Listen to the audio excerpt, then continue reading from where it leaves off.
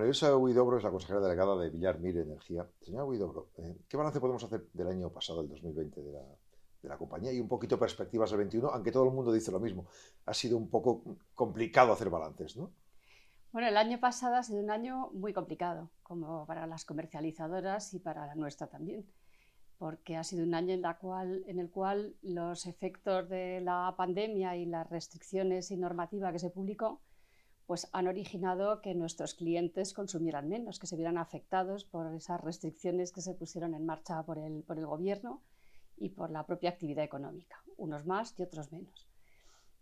Ha sido un año realmente de incertidumbre para todas las comercializadoras. Se ha reflejado en este efecto de rebaja del consumo de nuestros clientes, pero también en la necesidad de establecer un sistema de plazos para los pagos para las empresas, o la imposibilidad, digamos, de establecer cortes en el caso de impagos de clientes residenciales, y sobre todo una gran dificultad para poder tener un contacto estrecho y presencial con los clientes como consecuencia de la pandemia. Entonces eso lo hemos notado. En nuestro caso, y a pesar de las dificultades, pues hemos conseguido cumplir nuestro presupuesto, hemos conseguido más de 9 millones de EBITDA y realmente pues un número de clientes superior al del año anterior. Y en ese sentido, pues quiere decir que nuestros esfuerzos se han visto recompensados en el año 2020, pero no ha sido, desde luego, un año sencillo. Y ahora estamos en las perspectivas para este año y llevamos para el medio año, futuro. pero bueno, claro. Y entonces nosotros somos una de las comercializadoras más antiguas del sector, si no la más antigua, de las comercializadoras independientes, y pretendemos ser pues una comercializadora de referencia para todo tipo de clientes, digamos grandes clientes, pymes y residencial, y consolidar también los productos de autoconsumo que empezamos a desarrollar hace un año y que ahora ya estamos digamos teniendo los resultados positivos y empezando a recoger los frutos de esos productos que estamos sacando. Desde la óptica de generación, pues tenemos un ambicioso programa de generación por delante. Esperamos pasar de los 60 megavatios prácticamente que tenemos ahora instalados de energía eólica a unos 1000 megavatios entre 2022 y 2027, que se irán poniendo en marcha sucesivamente. Y esas son, digamos, las tareas a las que nos estamos entregando, ¿no? Precisamente en alguna ocasión he leído que usted proponía un papel más activo del consumidor en un mercado más abierto, ¿no? ¿Por dónde podrían ir estas mejoras? Bueno, la verdad es que nos encontramos con que se han producido avances interesantes que probablemente pues, no caigamos en ellos inmediatamente. Hace no muchos años el cliente no podía cambiar ni siquiera de empresa comercializadora, y ahora lo puede hacer. Y en este momento ya existen para los clientes pues mecanismos automáticos que le permiten trasladar su consumo por horas y por lo tanto ahorrar energía. Yo creo que hay que poner el énfasis ahora en el autoconsumo. El autoconsumo es una gran oportunidad para todo tipo de clientes, pero desde luego para los residenciales seguro. Y por lo tanto también desde esta óptica puede hacer, digamos, gestión de la demanda. Yo no veo muy lejano el momento en que se empiecen a sacar productos o el propio consumidor, digamos, los demande, según los cuales tenga descuentos por no consumir en determinadas horas o incluso ingresos por consumir más en determinadas horas. Piénsese en los precios negativos que tienen que instaurarse en el mercado mayorista, digamos, siguiendo el modelo comunitario, ¿no? Y también ese modelo está dando muchas oportunidades al empoderamiento del consumidor. Es decir, también prevé la participación del consumidor en condiciones de igualdad con el productor, incluso prestando reserva de calidad, es decir, participando en los mercados de servicios de ajuste de red eléctrica. Eso antes se podía hacer, ¿verdad? Hubo una época en que algunos lo hacían. Tenías tu propia, había muy poca gente. Se generaban su propia energía y si les sobraba la podían vender, ¿verdad? Eso era el autoconsumo, eran grandes industrias y eso siempre se ha podido hacer, ahora también. Ahora también. Pero estamos hablando de consumidores, por supuesto, esos consumidores industriales lo seguirán haciendo y en mayor proporción. Y además harán más cosas, digamos, en igualdad de condiciones que los generadores, prestando, por ejemplo, regulación secundaria o otros servicios de ajuste, siempre que lo deseen, que lo encuentren rentable. Y ese es el modelo comunitario al que vamos, pero también lo podrán hacer clientes más pequeños agrupados a través de los comercializadores o representados por los comercializadores. Ese es el modelo comunitario y en este punto sí que se tienen que producir avances porque tiene que, digamos, incorporarse todo ese modelo comunitario digamos, a la normativa española, a los procedimientos de red eléctrica y de los mercados y tienen que procurarse también pues que esos procedimientos y probablemente también los peajes se amolden a las condiciones de igualdad. Por ejemplo, un consumidor que preste pues servicios de ajuste especializados debería estar exento de peajes en esas horas porque el productor no paga peajes cuando los presta. ¿No? En definitiva es todo un mundo nuevo, o sea, un mundo que va variando, ¿no? Ha cambiado también la polémica que se está viviendo últimamente, ¿no? Que si bajamos un poco el IVA, que si se está costando más generar, y hablábamos también del nuevo sistema de facturación del que tanto se habla. ¿Cómo cambia para ustedes, para las compañías? ¿Cómo les afecta? Imagino que afecta más a las tarifas de último recurso. Bueno, el sistema nuevo de peajes que ha entrado en vigor el 1 de julio, o que va a entrar en vigor el 1 de julio, efectivamente, entra ahora, pues es un sistema, digamos, de discriminación horaria, que es aplicable a todo tipo de clientes, no solo a los consumidores de último recurso. Y para este tipo de clientes, pues es una novedad. Para el resto de los clientes ya había una discriminación horaria, pero para estos clientes digamos, el pago por el uso de las redes, el peaje era único y ahora tiene 3 periodos. Entonces ese peaje le puede permitir optimizar su factura, digamos, hasta cierto punto. Es más, si la optimiza, probablemente sea un poco más económica que la anterior, para esos consumidores residenciales y las pymes. Esa es la circunstancia actual. Nosotros hemos empezado a aplicar a nuestros clientes desde el principio con mucha transparencia estos 3 periodos, ya lo hemos anunciado. O sea, el mercado libre ya se hacía siempre. Sí, en muchos casos lo ofertaban ustedes. Sí, pero no el peaje, por el uso de la red. Es decir, el peaje es el componente regulado y efectivamente nosotros ofrecíamos a nuestros clientes desde hace mucho tiempo los indexados, efectivamente. Casi fuimos los pioneros que sacamos los primeros contratos indexados, tanto para pymes como para residenciales. Y entonces ofrecía esa posibilidad de discriminación, digamos, existía en ese tipo de contratos. Ahora el consumidor tiene que discriminar sí o sí, por así decirlo, aunque tenga un precio fijo, por la existencia de este tipo de peajes. Bien es cierto que hemos visto algunos mensajes confusos por parte de algunas empresas que no han empezado a aplicar los 3 periodos o no lo tienen planificado. A nosotros sí que nos parece una oportunidad de ahorrar y nos parece que tiene interés. Y sí hay que decir que realmente este tipo de peaje, sin embargo, es todavía un peaje, por así decirlo, no dinámico, un peaje estático, que no tiene en cuenta los precios de mercado. Eso puede dar lugar a que pueda haber ocasiones en que el componente regulado de los peajes, aunque tenga discriminación horaria, sea contradictorio con la señal de los precios de mercado. Y entonces se encuentre que el consumidor no puede realmente optimizar adecuadamente. Sería muy deseable que pudiera al menos establecerse una tarifa dinámica basada en los precios de mercado para el componente, digamos, variable del peaje. Es más, yo diría que los consumidores lo que realmente no entienden de la tarifa eléctrica es que aunque no consuman, tengan que establecer un pago, que es el pago fijo. Eso es muy difícil de entender en un consumidor. Y justamente las tarifas dinámicas y los modelos basados en precios de mercado van hacia un componente variable muy importante o mucho más importante, incluso único. O sea, podría llegar un día en el que, como ocurría con el agua antes, tú, si utilizas el pago fijo, hasta que consumes X kilovatios no te aumente la factura y a partir de entonces pagues los kilovatios incluso más caros, o al revés, o que fuera variable desde el primer momento. Eso es un tema de regulación, imagino. No, las compañías no pueden hacerlo, ¿no? Eso depende del Estado.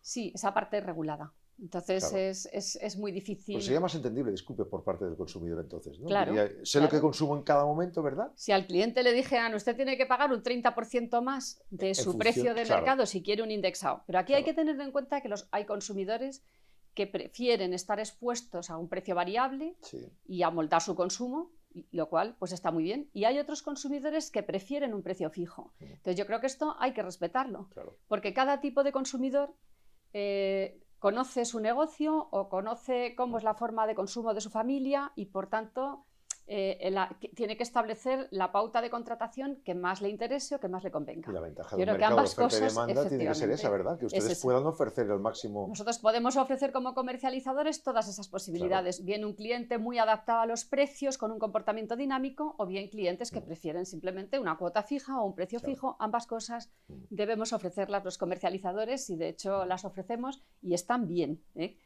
Lo que pasa es que el consumidor dinámico, digamos, ayuda más al sistema. Claro. Entonces, ambas cosas están bien. Ahora que estamos hablando de temas que se están comentando y que posiblemente estamos muy equivocados, teniéndola usted que es una experta en esto, quería preguntarle un par de cosas más que se están comentando. Una, ¿en qué se puede notar el recorte de ingresos a las generadoras y distribuidoras de hidroeléctrica y nuclear al descontar el coste de CO2 en la generación, ¿no? Porque esto no afecta a eólica y solar, entiendo.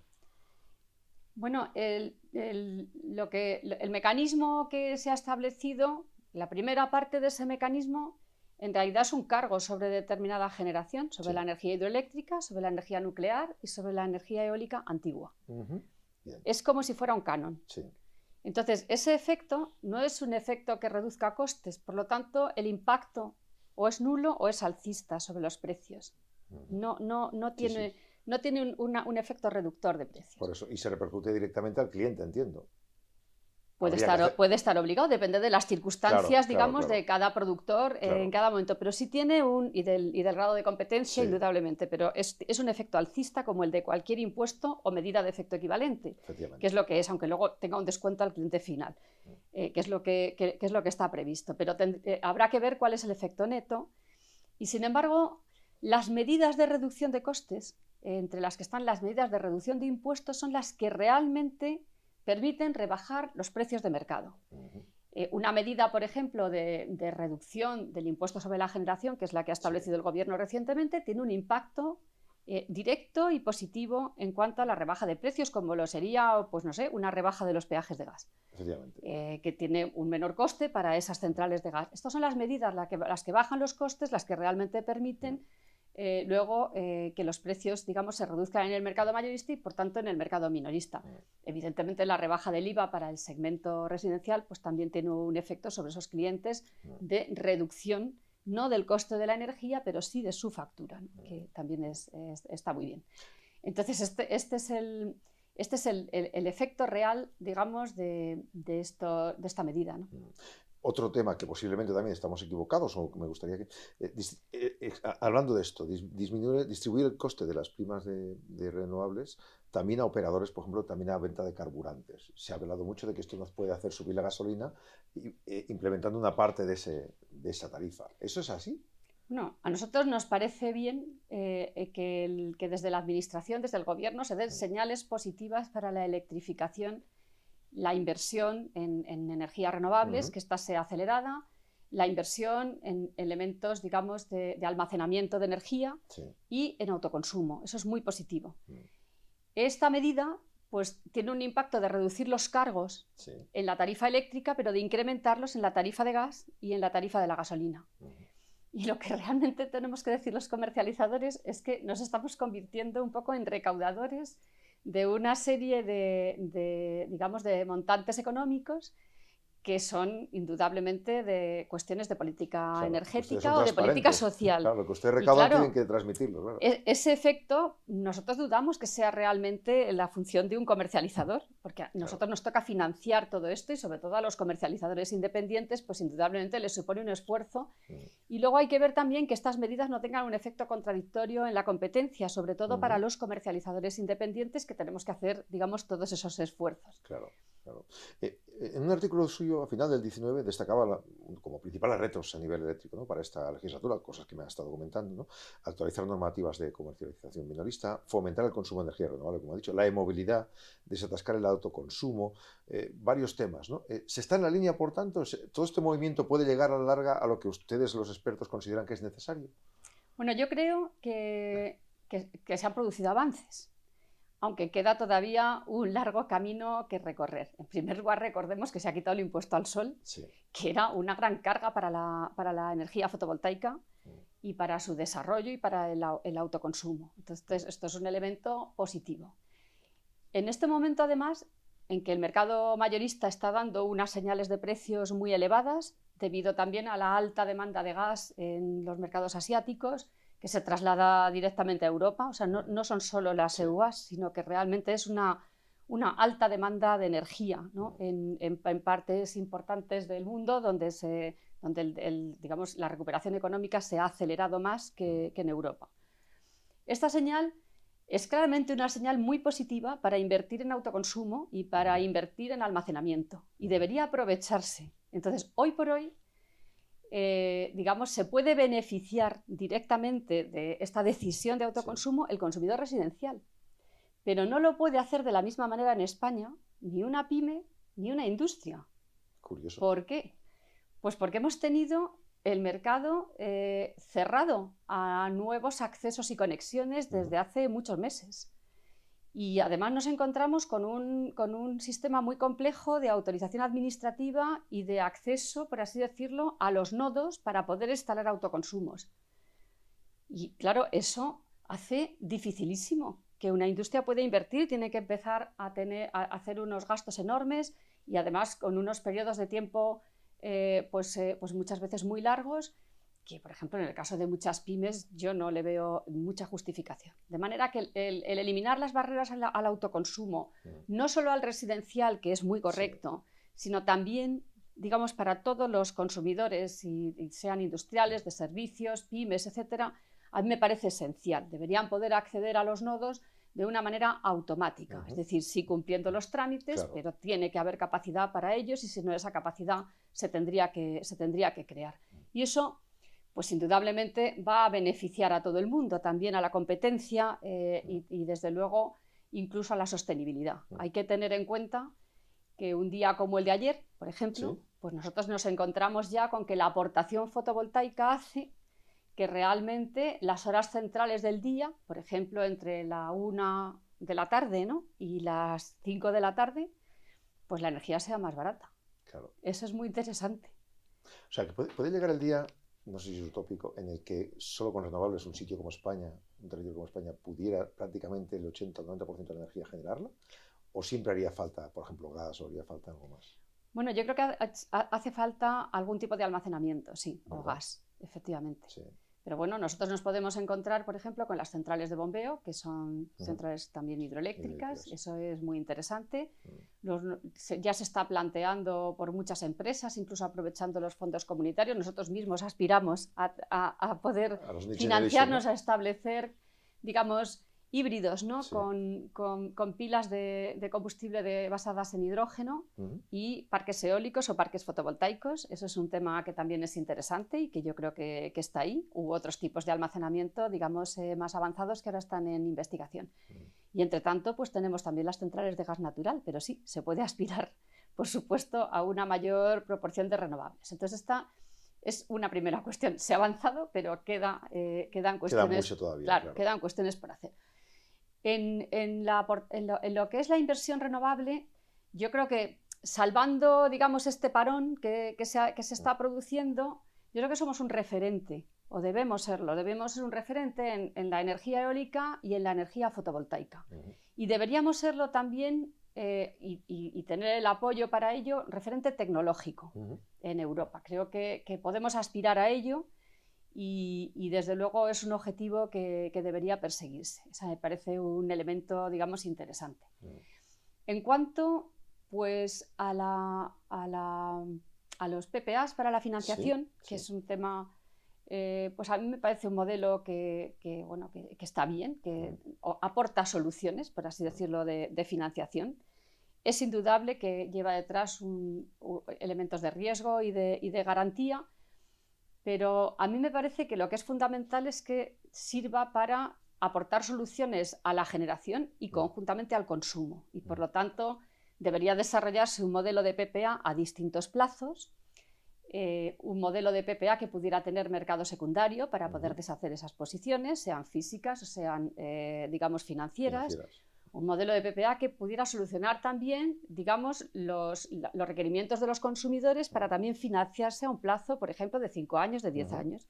Y eso sería una combinación pues mejor. Y yo creo que lo haría más dinámico. Hay que convertirlos, por tanto, en atractivos los PPA. En atractivos. Hemos visto en un proyecto de norma reciente que tiene que ver con la retribución del operador del mercado, que se habilita al operador del mercado a establecer una subasta con renovables para los grandes consumidores.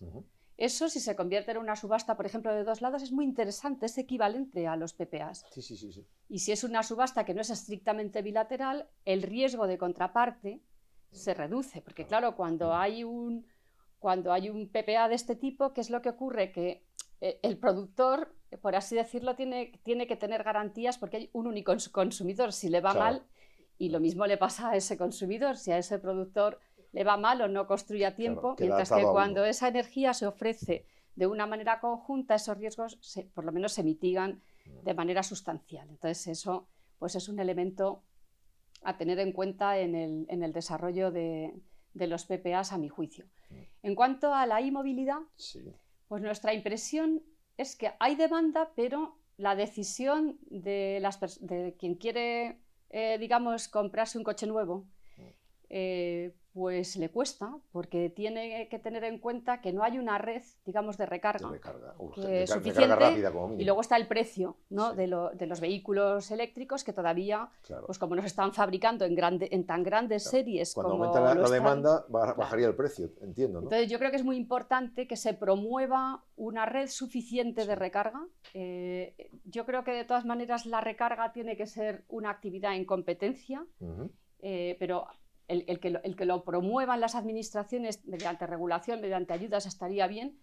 Y es también muy interesante el que estos cargadores sean cargadores inteligentes, es decir, que presten también servicios de ajuste, que puedan ser mecanismos que puedan también colaborar a la gestión del sistema. Exacto. Digamos, gestionados por los comercializadores, por ejemplo. En sus horas valles se puede aprovechar esa energía.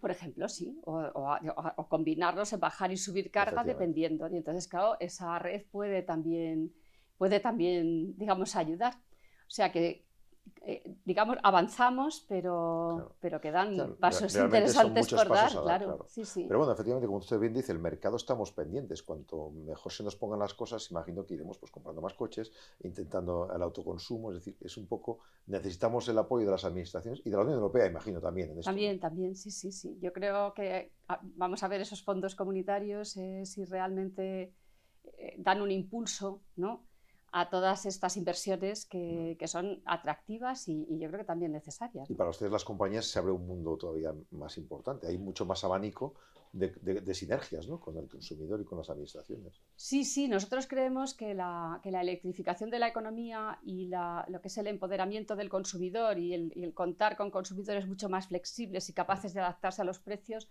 es una gran ventaja, es el futuro y digamos, va hacia modelos mucho más sostenibles y muy interesantes desde la óptica de la comercialización. Es decir, creo que es un modelo en el que todos ganan.